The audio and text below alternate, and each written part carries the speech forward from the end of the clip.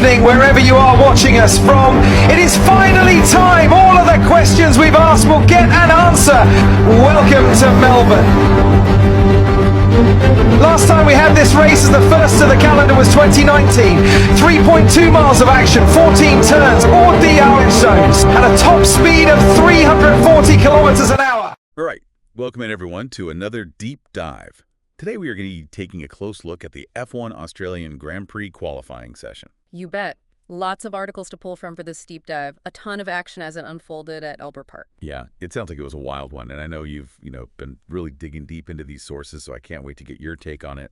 Our mission today is to really figure out what happened, pull out the key moments, the surprises, figure out how this grid ended up the way it did, and maybe, just maybe, get a glimpse of what all this might mean for the race on Sunday. Yeah, I think we can do that. Not just looking at lap times here, but the why. Why did these guys end up where they did? Why did they make the decisions they did?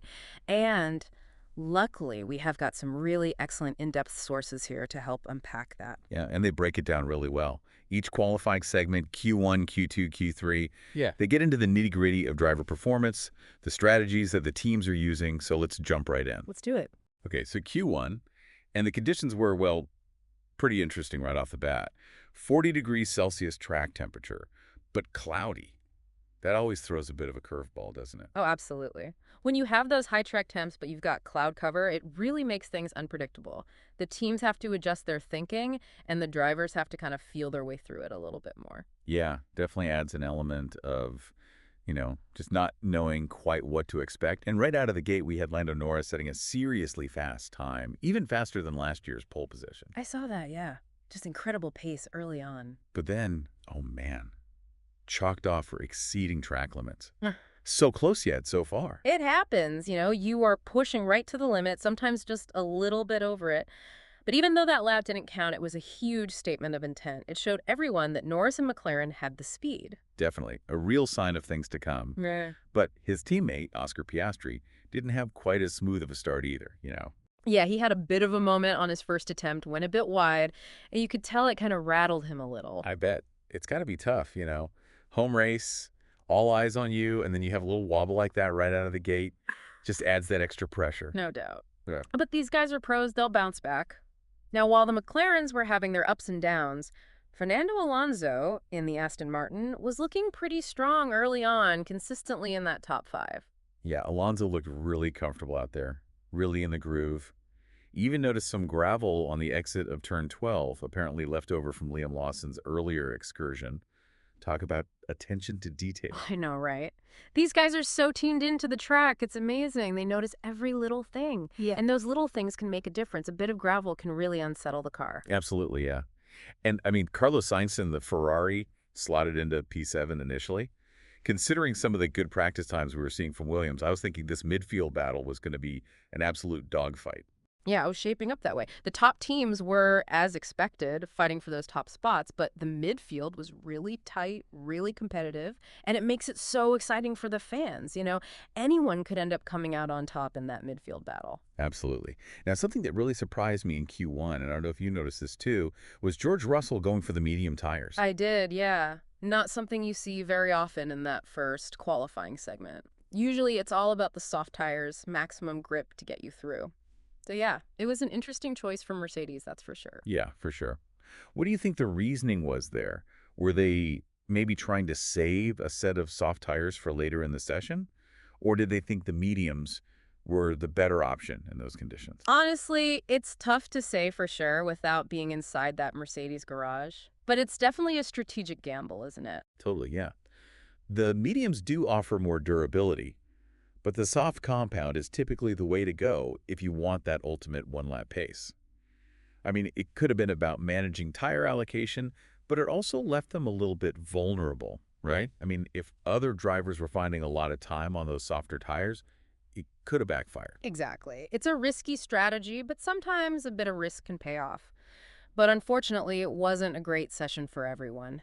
Liam Lawson in the Red Bull had a really tough time out there. He went off track and was eliminated in Q1. Yeah, not the start he would have been hoping for.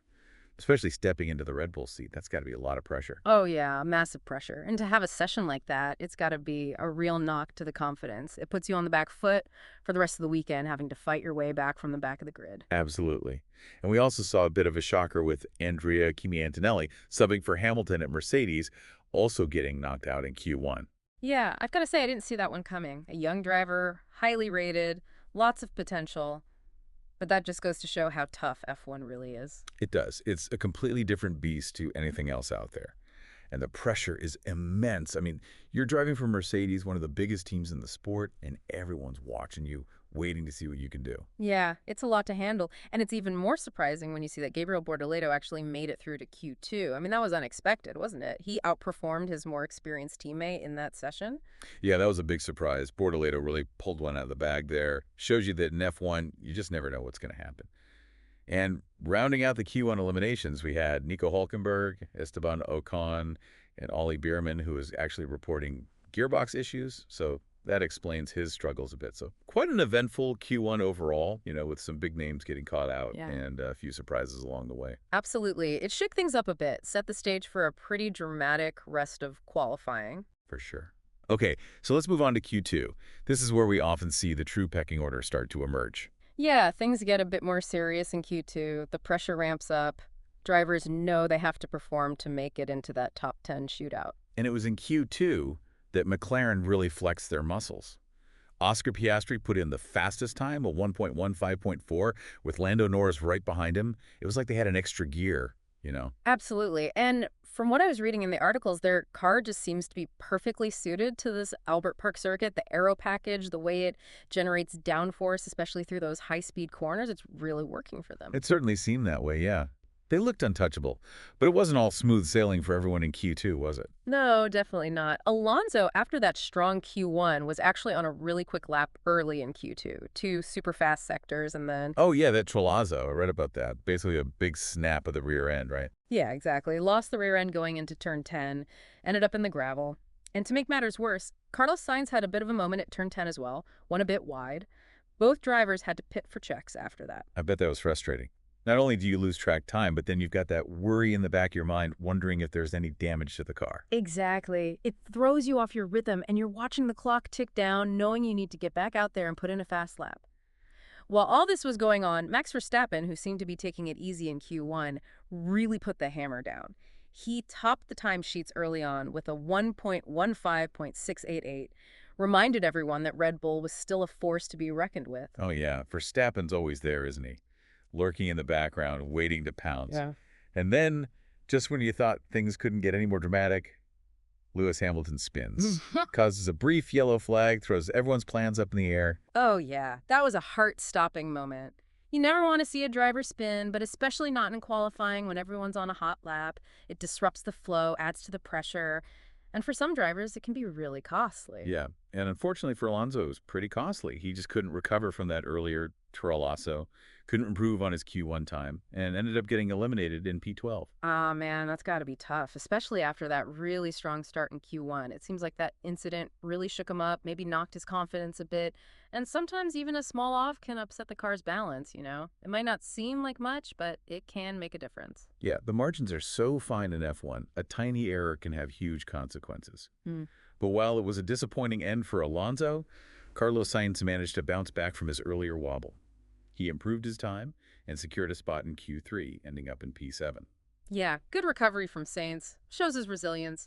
He could have easily let that mistake get to him, but he dug deep and made it through. For sure. But alongside Alonso, we also saw Isaac Hadjar, Lance Stroll, Jack Doohan, and to everyone's surprise, Gabriel Bortoleto, all eliminated in Q2. So the field was whittled down to the top 10, setting up a nail-biting Q3. Q3, the final shootout. This is where it all comes down to one lap. Maximum attack. The pressure is at its peak, and everyone's giving it everything they've got. Right. The tension's palpable. You can just feel it, even through the TV screen. And right away, we saw an interesting strategic decision from Ferrari and Williams, both opting to run used soft tires for their first runs in Q3. Yeah, that was a bold move. Obviously, the new soft tires give you that ultimate grip, but running the used tires first allows you to bank a decent time without sacrificing a fresh set for the final push. Right. It's all about playing the long game. So it's a bit of a gamble then. I mean, you're sacrificing potential lap time early on in the hope of having the advantage at the very end. Absolutely. It can pay off, but it can also backfire if you don't get that final lap right. And speaking of getting it right, Max Verstappen laid down the gauntlet early on with a 1.15.671. But George Russell was right there with him, just 0.02 of a second behind. And Leclerc was snapping at their heels as well. It was shaping up to be an absolute thriller, with 3 drivers all within a whisker of each other. It was anyone's game at that point. The tension was incredible. And then the McLarens had their first laps compromised. Norris, pushing to the absolute limit and maybe a little bit beyond, had his lap time deleted for track limits. Oh man, not again. It seemed like he was just carrying too much speed into that corner, couldn't quite keep it within the white lines. Happens to the best of them. And it was a real shame because it looked like it was going to be an absolute scorcher of a lap. But track limits are track limits. And the rules are there for a reason. And Piastri, well, he also had a moment, went a bit wide, and lost some time. It seemed like both McLarens were right on the edge, just pushing that little bit too hard. But then, the final runs, everyone on fresh, soft tires, and Lando Norris just delivered an absolute masterclass. I know, right? That final lap was something else.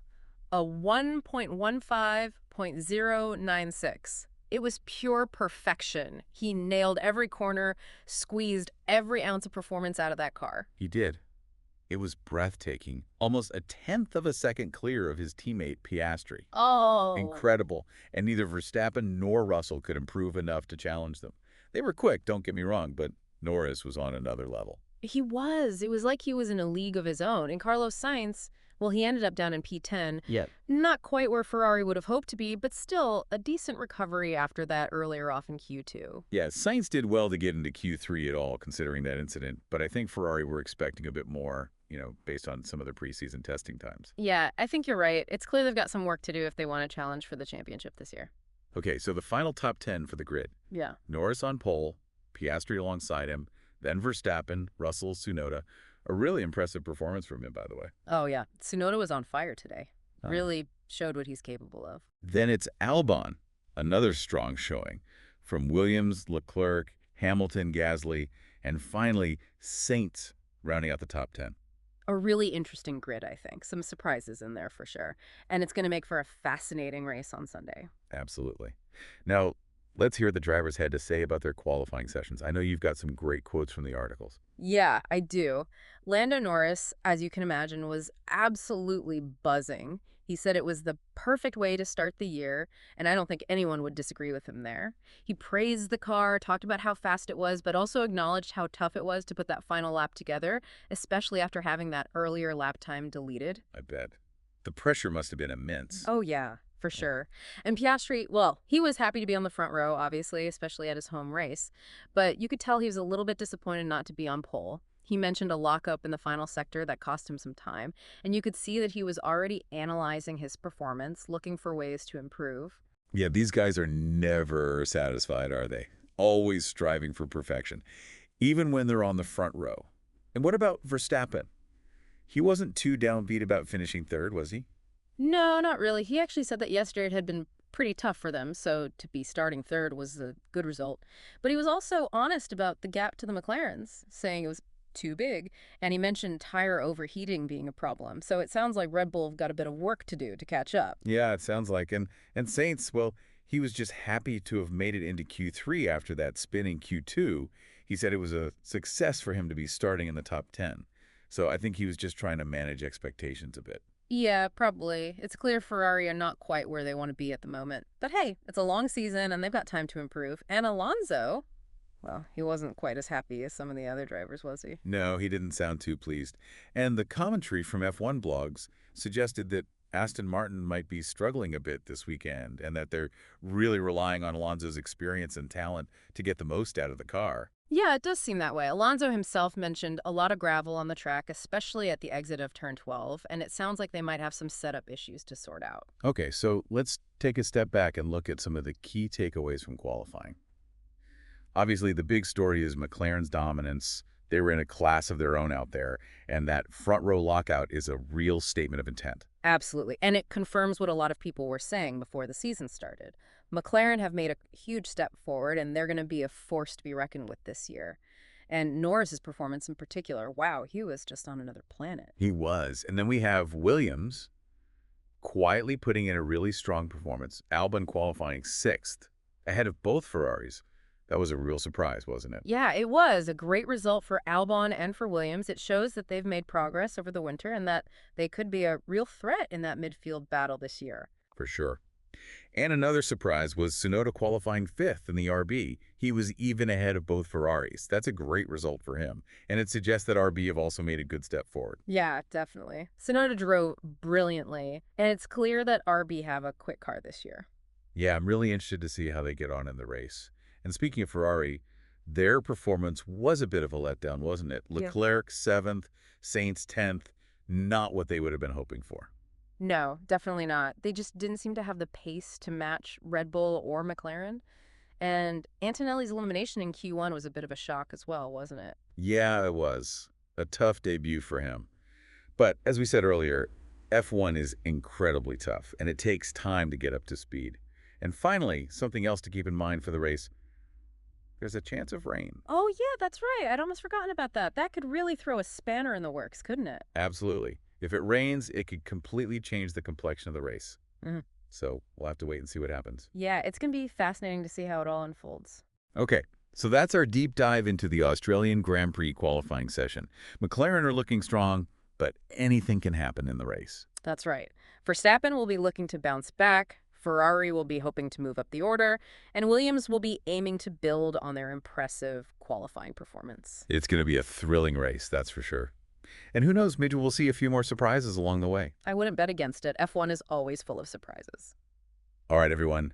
That's it for our deep dive today. We will be back soon to break down all the action from the race itself. Absolutely. Until then, keep those engines running. We will see you all next time.